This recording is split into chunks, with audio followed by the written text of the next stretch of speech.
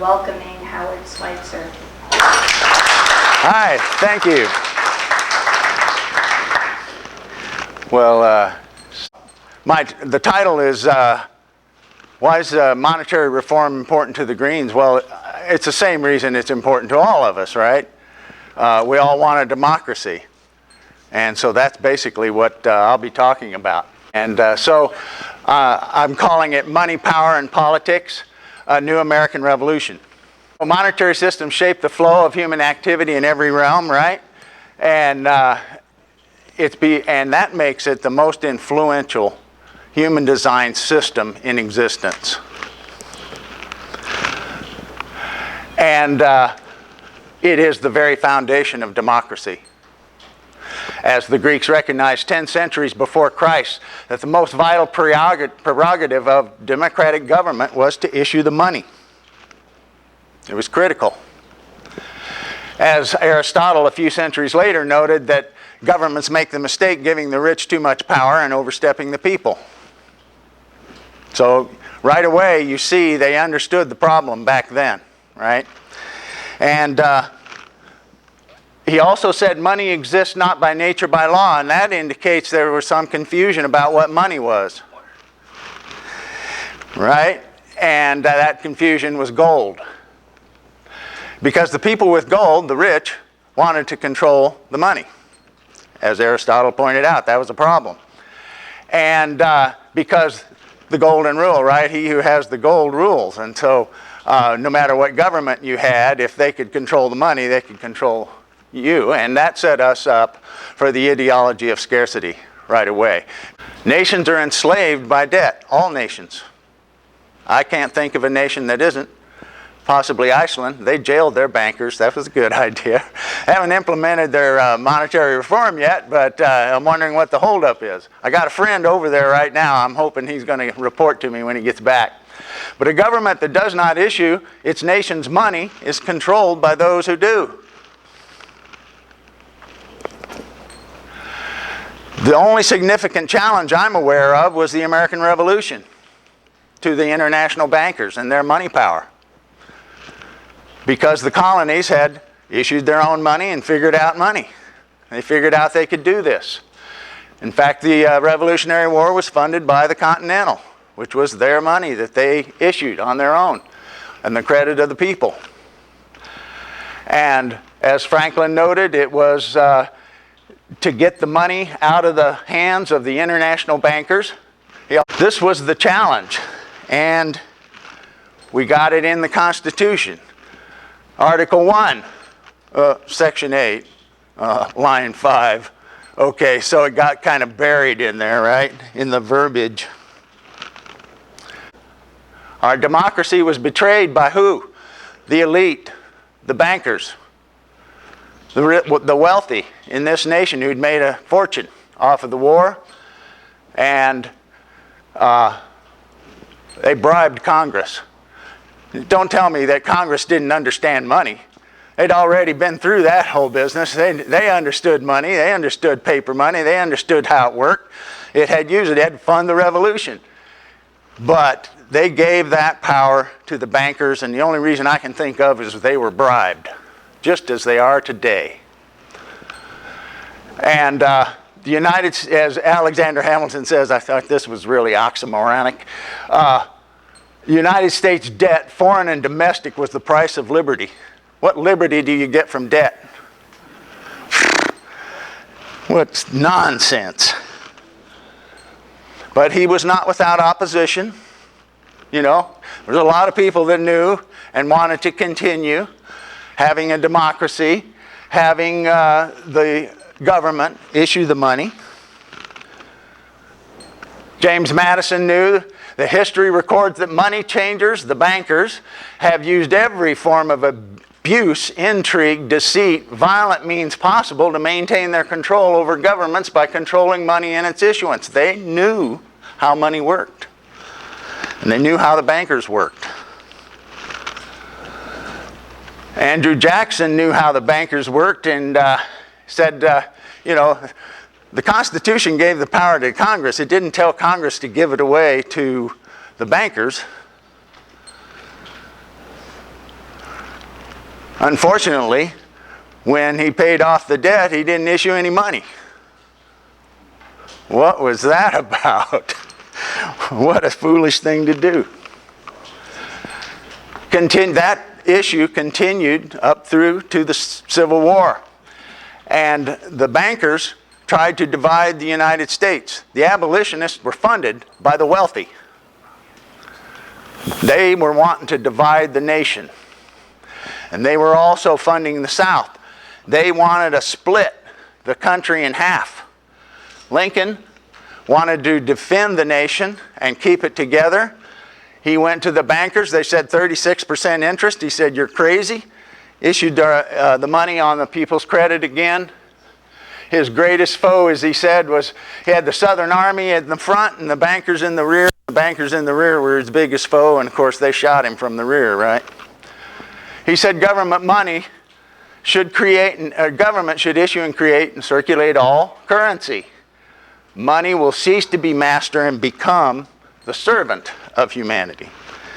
A long time coming, it ain't here yet. This is a revolution that hasn't been won. The bankers stayed after him.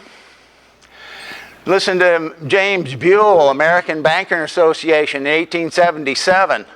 Right? It remained an issue.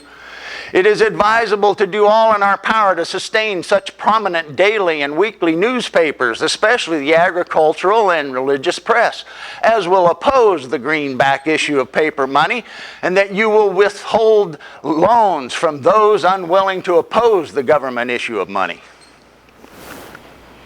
That to repel the act of banking notes, the creating bank notes, or to restore the circulation of government issue of money, will provide the people with money, which will therefore seriously affect our individual profits as bankers and lenders. See your congressman at once and engage him to support us as we may control legislation."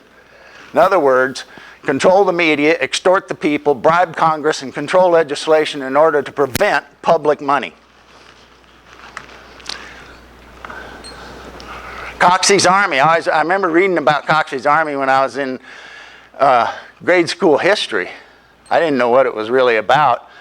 But their chief demand was more greenbacks, more public money to be spent on rural roads, libraries, utilities, schools, things that people needed and wanted, and they could have done it all debt-free and employed 4 million people who were out of work and in depression. Serious depression all through this time, from the Civil War up through, the bankers were really working it, This was the largest demonstration in our nation's history up to that point on our newly constructed Capitol building. The populist movement was a public money movement. That's what it was all about. And I always liked this painting here from the industrial workers. But you notice at the top we got the money system. And they call it capitalism, but that's because it's a monopoly system. I don't care for the word capitalism or socialism, I think these are confusing, these isms. And because what we really want is free enterprise, and free enterprise is not capitalism. Capitalism is monopoly enterprise, monopolizing enterprises. We want free enterprise. We want people to be able to pursue their dreams and desires freely. And of course, with freedom comes responsibility. Responsibility for everyone else's freedom. You can't, whereas the capitalist, it's freedom without responsibility for anybody else's freedom. In other words, business is business and business must grow regardless of crummies and tummies, to quote Dr. Seuss. It was a major issue for the first 100 years of our nation's history. And in 1913, that kind of ended as they built this quasi-governmental money monster. But Alfred Crozier in 1912 published this book, U.S. Money versus Corporate Currency. and exposed the Aldrich plan, the plan of the bankers that they were trying to get Congress, bribing Congress to pass. And he illustrated the money monster in there. You see, we got the money monster with its tentacles around the Treasury and the Congress and the White House, as well as the banks, as well as the farms, the factories and businesses. I always tell people, you know, the corporations are the tentacles of the money monster. They're not the money monster. The money monster is the central banks system. And it's a system, a global system now. The bankers continued in 1924. By dividing the voter through the political party system, we can get them to expend their energies fighting for questions of no importance. Isn't that true? Look at what they argue about. Good heavens. It is thus discrete action that we can secure ourselves that which has been so well planned and successfully accomplished. The divide and conquer strategy continuing. So we have the progressive Democrats and we have the Tea Party Republicans. Democrats saying corporations have too much power. On the other side, the government has too much power. Corporations control the government through their money system. Psychological consequences.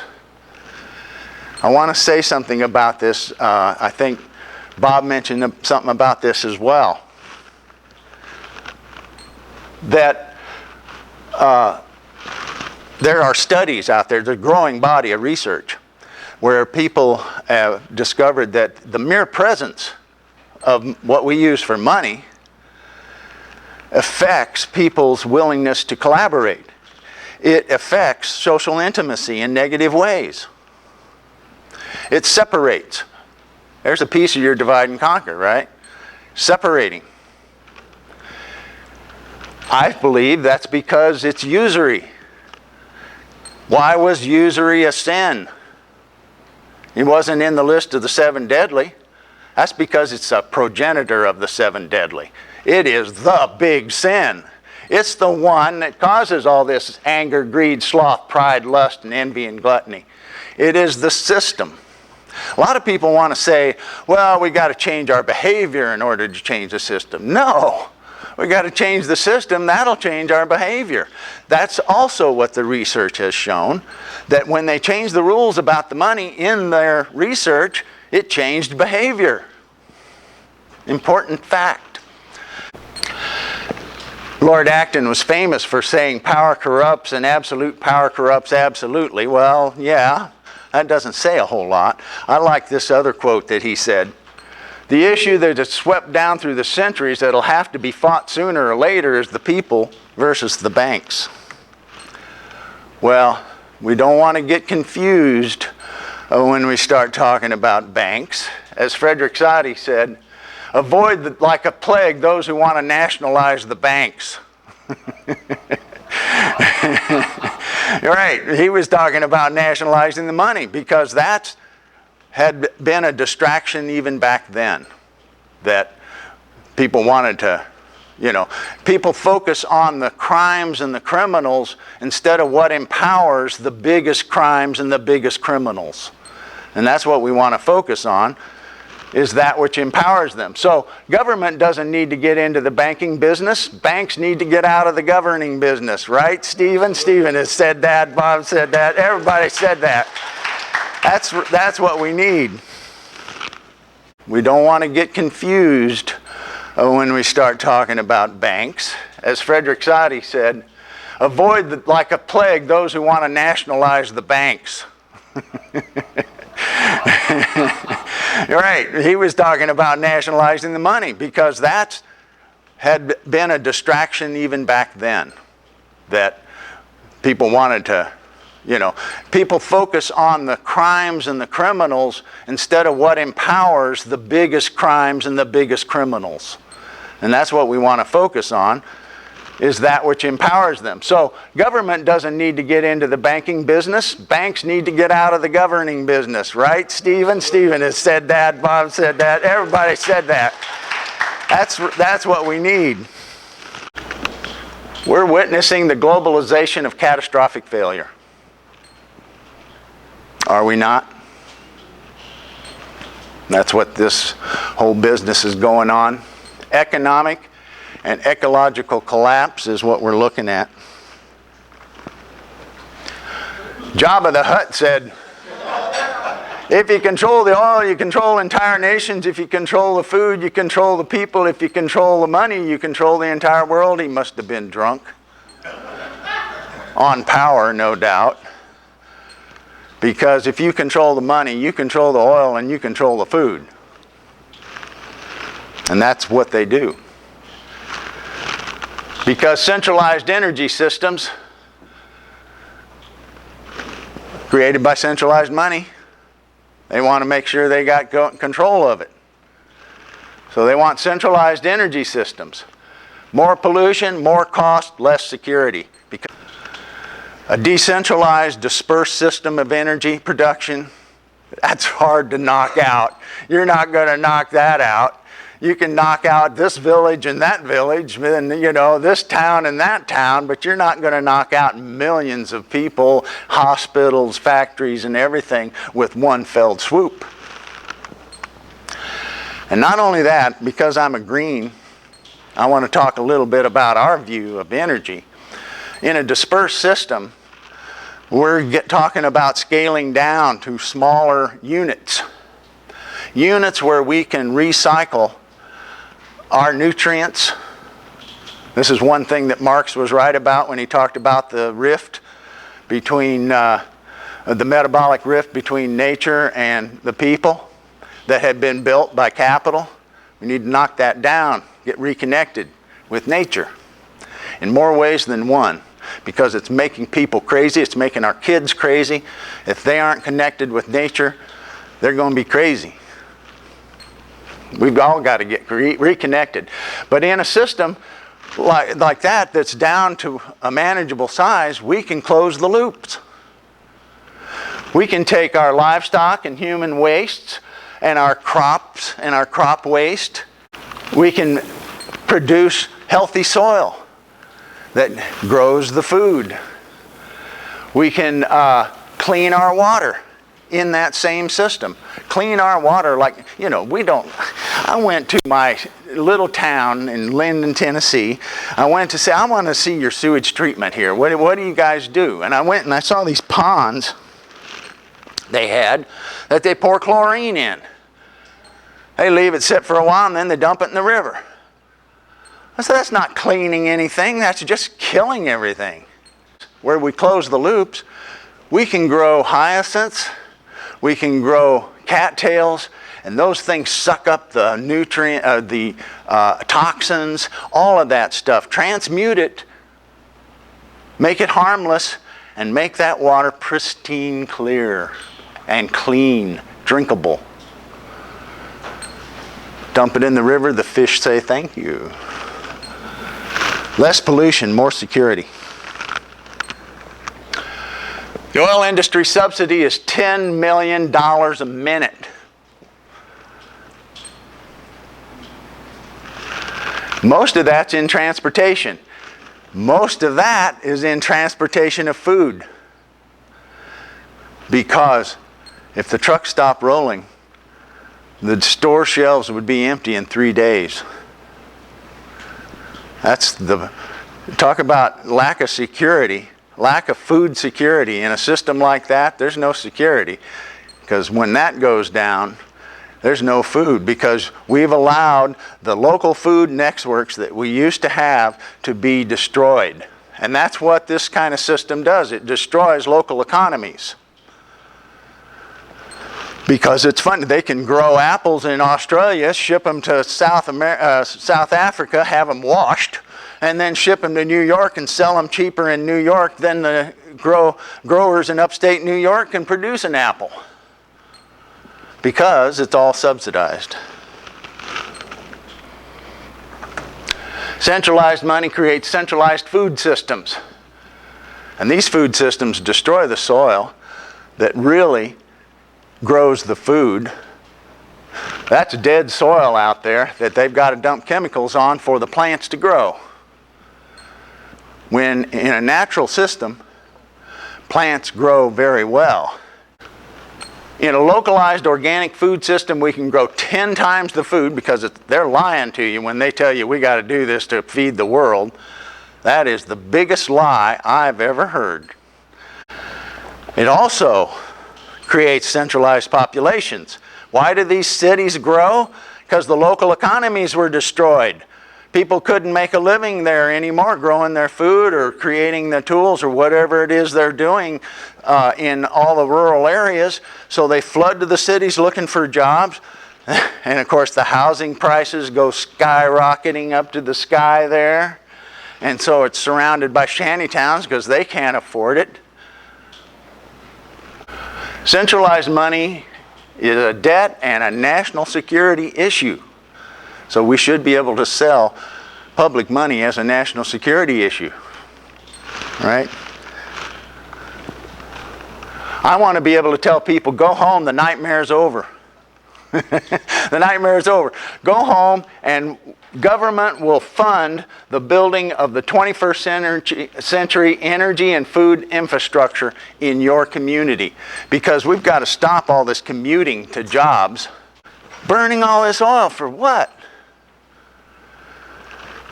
And then we've got shipping. We got big shipping liners. They're crossing each other, carrying the same stuff across. Buckminster Fuller showed this a long time ago that, you know, they're shipping the stuff from here to there, the same stuff they're shipping from there to here. Burning all that fuel. Why? Because the centralized system makes money off of that. What we need is a new political keystone. We need to replace at least a third of Congress. And that means you need to run for office. That means you need to get your friends to run for office. We need tens of thousands of people out there running for office and replace all these people who accept bribes. And I don't care how nice they are and how schmoozy they are and if you're friends of theirs. They're taking bribes. They need to be replaced. You can be a nice guy and be replaced. Because if we had a third of Congress of people with integrity, dedicated to democracy and public money system, I'll bet we could get people on both sides to help us with that. Because they would start seeing the light. That would give them power. Because our government, they're nothing but a bunch of rubber stamps right now. They don't even write the laws, right? The corporations write the laws. They're lawyers, the bank's lawyers. They write the laws. They don't even have time to read them. They're busy fundraising. And they're just rubber stamping them laws, whatever you want, sir. Come on. We can't allow that to go on. It's our fault. It's not their fault. And how do we do this? Well, okay, so tens of thousands of us, like Mark, like Bob, like Jim, like Bob, you know, Stephen, we need to get out there and educate people about this. And if you think you don't understand it well enough to go teach it, well, that's how you learn it. That is the best way to learn it. Because this is a learning pyramid. This shows the average retention rates for the various methods of learning, right? A lecture, you retain maybe 5% of. An audio-visual, you may retain 20%. Discussion group, you may get 50% retention. But if you're teaching it, you get 90% retention. That means, because you got to really know your stuff. You got to learn it. Don't worry about knowing everything. Get out there and teach it, and you will learn from the feedback that how to do it better the next time. And keep refining your program and getting out there in the coffee shops, in the community centers, in the wherever you can, in somebody's living room, a little neighborhood group. It doesn't matter who it is, where it is. Just get some people together and educate them about this. Because Joe and I have been on lists out there talking about monetary reform. And over the years, we have seen People starting to get it. So, the Green Party, I want to point out, is the only political party that has democratizing the money in its platform. Okay, it's buried in there just like the Constitution has it buried in there. The Green New Deal, it's in there too, that Jill Stein put forward. That was her thing in 2012. It was just too many points. Democratizing the money was buried in there as well. We'd like to get her, she took some of those things out to kind of pare it down so she had a little bit more of a set of sound bites for her campaign. We're trying to get her to point out to her, a number of us, and we need your help on that too, to take the monetary plank and put that up front and push that a little bit. Because a campaign could be used as an educational tool. A campaign can educate the public about this issue. They're liking to hear her pitch. But what do you think she's talking about when she says, their wars are not our wars, their economy is not our economy, their government is not our government? We can change this. It's in our hands. And we got the plan ready to go, pretty much. There's some tweaking I'd like to do on what we do. And for instance, the infrastructure. We don't want to rebuild the oil infrastructure. That was their idea. That's their infrastructure, is not our infrastructure. We need to make it our infrastructure, one that supports people's dreams and desires. Supports the ability to, okay, so if a Baxter is out there growing all the food and everything, that's fine. We got more time to spend with our family and our kids. And that's really what we should be doing. We should be spending a lot more time doing that. Indigenous people, they spent 15% of their time getting their food and shelter together, and the rest of the time is spending with their families telling stories. And so we need to tell them, yeah, debt is a problem. It's the debt money that's creating the problem, and the solution is public money. It's not that hard a concept to get across, I don't believe. Yeah, we've been conditioned to not want to think about money, but our life depends on it. And Robert DeFremery, as was mentioned, love this quote from his book. That book was worth the money just for this quote. For more than 200 years, we've been doing what is politically feasible rather than what is economically sound. And that's why the world is in such a mess. And we can expect things to get worse if we continue letting expediency determine our actions. Martin Luther King said, cowardice asks the question, is it safe? Expediency asks the question, is it politic? Vanity asks the question, is it popular? But conscience asks the question, is it right? And there comes a time when one must take a position that's neither safe, nor politic, nor popular. But one must take it because one's conscience tells one that it's right. You've got to do what's right. Doesn't matter what's politic. We need to revive the American Revolution, right? Create that new American Revolution. Green is not the alternative, it's the imperative, we like to say. As Tom Paine, the father of the American Revolution, said, and this is my favorite quote of his because he was talking about public money when he said this, we have it in our power to begin the world over again. It's the revolution that hasn't been won, folks. We need to win that revolution. Its electoral revolution is what we need to win because that's our only real option for a nonviolent revolution. And we can start the world over again. Thank you.